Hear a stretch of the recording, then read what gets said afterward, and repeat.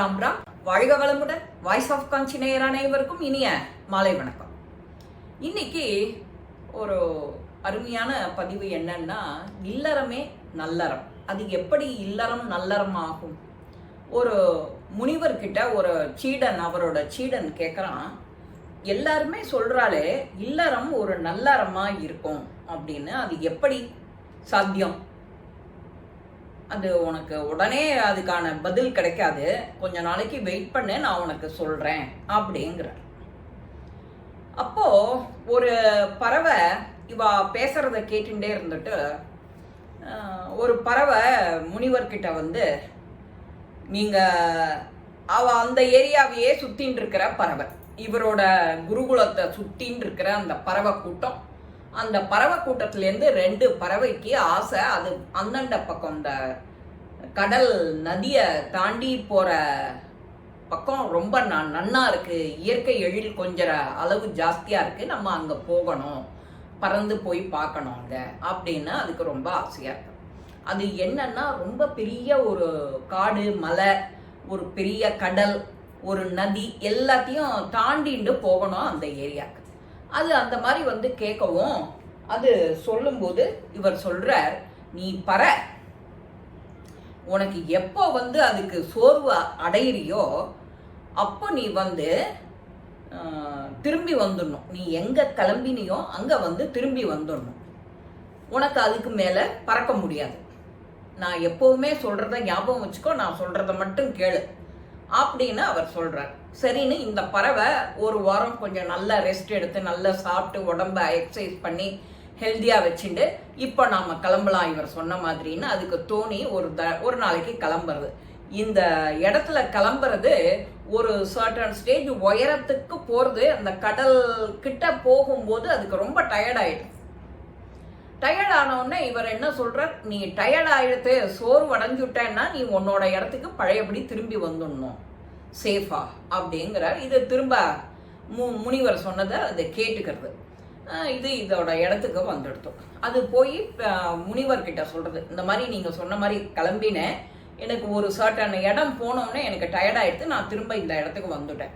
அப்போ அவர் சொல்றார், இன்னும் ஒரு வாரம் 4 நாள் கழிச்சு நல்லா சாப்பிட்டுட்டு நல்லா ரெஸ்ட் எடுத்துட்டு திரும்ப ஆரம்பி. இப்போ நீ மட்டும் போகாத, உன்னோட துணை, உனக்கு ஃப்ரெண்டா இருக்கிறதோ, உனக்கு ரொம்ப பிடிச்ச பறவை ஏதோ கூட, அதையும் அழைச்சிட்டு போ.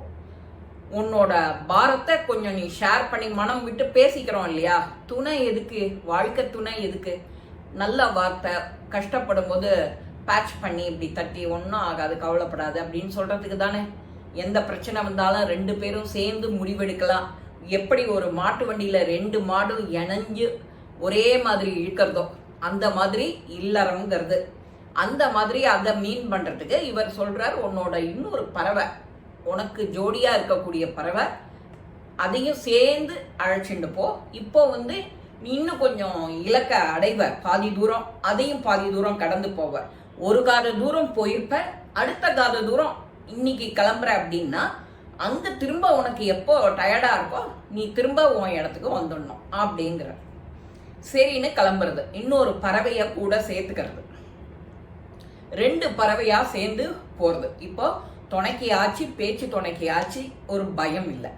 இந்த பயம் இல்லாத 2ம் புறப்பட்டு போனோடனே ஒரு காது தூரம் போறது, அடுத்த காது தூரம் போறது, கொஞ்சம் டயர்ட் ஆயிடுறது, திரும்ப அந்த இடத்துக்கு ரீச் ஆயிடுறா. இவர் சோர்வு அடைஞ்ச உடனே திரும்ப ஆரம்பிச்ச இடத்துக்கே வந்துடுறது.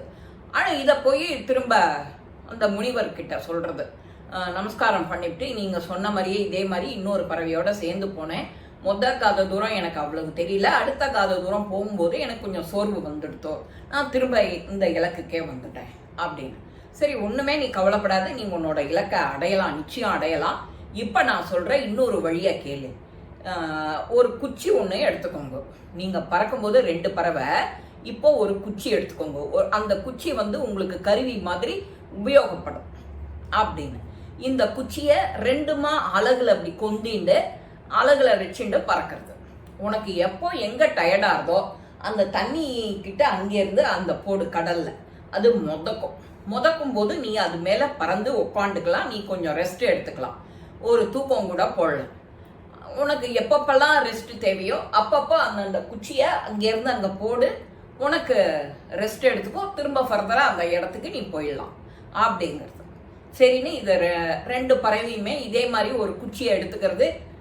ஒரு காத தூரத்துக்கு போகிறது, சோர்வடைகிறது, திரும்ப அந்த குச்சியை கீழே போடுறது, அதில் ரெஸ்ட் எடுக்கிறது, திரும்ப அடுத்த காத தூரம் போகிறது. அப்படி போயிட்டு அந்த இலக்கை அடையிறது. அங்கே போனால் அங்கே கிடைக்கிற வித்தியாசமான காய் கனி பழ வகைகள்லாம் சாப்பிட்டு நம்மள மாதிரி இன்னும் அங்கே எப்படி இருக்கு சீதோஷ்ணம் மரம் செடி கொடி ஆசை தீர அங்கே அனுபவிச்சு 10 நாள் கழிச்சு திரும்ப வருது. அவர் எப்படி சொன்னாரோ அதே மாதிரியே அந்த குச்சியை எடுத்துக்கிறது. ஒரு இடத்துல டயர்ட் ஆகும்போது அந்த குச்சியை போட்டு தண்ணி போட்டு அதில் ரெஸ்ட் எடுத்துட்டு வருது. அப்போது முனிவர்கிட்ட சாஷ்டாங்கமாக நமஸ்காரம் பண்ணி, நீங்கள் சொல்படியே கேட்டோம், ரொம்ப என்ஜாய் பண்ணோம் அந்த இடத்த அப்படின்னு அதுக்குரிய லாங்குவேஜில் சொல்கிறது. சொன்ன உடனே இந்த முனிவர் என்ன செய்கிறார், அந்த சீடனை கூப்பிடுறார். இப்போ புரிஞ்சுதா நான் ஏன் இல்லறம் நல்லறம்னு சொல்றேன்னு? இதுக்கான வழி இதுதான். முதல்ல ஒரு நாளைக்கு ஒரு பறவை போச்சு, அதனால அந்த இடத்த சாதிக்க முடியல. அடுத்த 2வது நாள் இன்னொரு பறவையை சேர்த்து அழைச்சிட்டு போனேன், இன்னொரு காத தூரம் போச்சு. அது மாதிரி டபுள் பங்கு போயிடுது. அடுத்ததுக்கு போகணும்னா அதுக்கு கருவி ஏதானு ஒன்று வேணும், குச்சின்னு. அந்த கருவி தான் இல்லறம். இப்போ 2 மாட்டு வண்டியில 2 மாடு ஒரே மாதிரி போகணும் அப்படின்னா 2 மாட்டுக்கும் ஒரே மாதிரி சொல்றது பேசுறது ஒண்ணுக்கொண்ணு அண்டர்ஸ்டாண்டிங் இருந்தாதான் அது ரெண்டும் ஒரே மாதிரி டிஸ்டன்ஸ்ல போக முடியும். தலையை ஆட்டிக்கிட்டு சலங்கை கட்டிக்கிட்டு ஜல் ஜல் ஜல்னு போகும்போது அதுக்கு ஒரு சந்தோஷம் வரும், குஷி வரும், நமக்கு துணை இன்னொரு மாடு இருக்கு அப்படின்னு. இந்த பறவை விஷயத்துலயும் அதே தான். பறவையா போகும்போது கொஞ்சம் பயம் டயர்டு எல்லாம் இருந்தது. அடுத்த நாள் 2 பறவை போன உடனே அதுக்கு இன்னும் கொஞ்சம் குஷி, அடுத்த காத தூரம் போயிடுது சோர்வடையாம. இப்போ 3வது காத தூரம் 4வது காத தூரம் போகணும்னா அதுக்கு ஒரு இன்ஸ்ட்ருமெண்ட் தேவையா இருந்தது, ஒரு குச்சி. நம்ம மனுஷர்களான நமக்கு இந்த மாதிரி இல்லறத்துல ஒரு துன்பமோ ஒரு சோர்வோ ஒரு கவலையோ ஒரு பிரச்சனையோ எது வந்தாலும் இந்த 2 பேர் ஒருத்தர் மனசு விட்டு பேசிண்டாலே உனக்கு ஒரு நல்ல தெளிவு கிடைக்கும், ஞானம் கிடைக்கும், தைரியம் வரும், சோர்வடைய மாட்ட, பின்தங்க மாட்ட, தைரியமா முடிவெடுப்ப. அப்போ அந்த அன்பு அப்படிங்கிற அந்த புரிதல், அந்த அன்பு தான் வேணும். அந்த அன்பு இருந்து போச்சுன்னா இவா அந்த வேலையை செஞ்சு முடிச்சிடலாம். சில சமயம் வேற மாதிரி சண்டை சச்சரவு வரத்துக்கும் வாய்ப்புகள் இருக்கு. அப்போ ஆர்கியூ பண்ணுவா, அவளுக்கு புரியுற மாதிரி இவா இன்னொரு பர்சன் எடுத்து சொல்லுவா. அதோட பிளஸ் மைனஸ் எல்லாத்தையும் சொல்ல சொல்ல சொல்ல இவாளுக்கு ஒருத்தருக்கு புரியாத இருந்தது இன்னொரு ஆளுக்கு புரிய ஆரம்பிச்சிடும். இதோட பிளஸ் மைனஸ் புரிஞ்சுடுத்துன்னா அப்போ 2மே ஒழுங்கா போயிடும். இதுதான் குடும்பம். குடும்பம்தான் இல்லறம். இல்லறங்கிறது தான் நல்லறம். அது நல்ல அறமா மாறுறதுக்கான வழி இதுதான். அந்த அன்புங்கிறது வேணும். அந்த அன்புங்கிறதோட ஒரு குடும்பம் அமைப்பா இருக்கணும். அந்த குடும்பத்துல இருக்கிற ஞானம், அறிவுரை, பேச்சு, ஷேரிங் எல்லாமே ரொம்ப முக்கியம். அந்த அன்புங்கிற கருவியினால இந்த இல்லறம் நல்லறமா இருக்கு அப்படின்னு அவர் அந்த சீடனுக்கு சொல்லி புரிய வைக்கிறார். சம்சார சாகரம் அப்படின்னா கடலை கடக்க கடல்ல குதிக்கணும்னு அர்த்தம் கிடையாது. சம்சார சாகரம்னா அந்த சாகரத்துல என்னென்ன வரும், துன்பம், கஷ்டம், ஒரு சந்தோஷம் எல்லாம் கொஞ்ச நாள் அப்படியே நீடிச்சு நிற்காது. எல்லாமா மிக்ஸ்அப் ஆகி தானே வரும் லைஃப்ல. அந்த மாதிரி மிக்ஸ்அப் ஆகி வரும்போது இவாளுக்கு வாழ்க்கை என்னங்கிறது புரிய ஆரம்பிக்கும். அப்போ பரஸ்பரம் புரியறதுக்கு உனக்கு எது தேவை? அந்த 3வது கருவியான அந்த குச்சி மாதிரி இருக்கிற அந்த அன்பு. அந்த அன்பு தான் தேவையா இருக்கு. அந்த இல்லறம் தான் தேவையா இருக்கு. அந்த இல்லறமே நல்லறமா ஆகும் எப்போ அவ ரொம்ப பரஸ்பரம் புரிஞ்சு எப்படி இருக்காளோ. பறவைகளுக்கு எப்படி அந்த குச்சி உபயோகமா அந்த இடத்த போய் அச்சீவ் பண்றதுக்கு உதவியா இருக்கோ அந்த மாதிரி இவ்வாளுக்கு அந்த நல்லறமா இருக்கிறதுக்கு அந்த இல்லறம் பேர் உதவி பண்றது.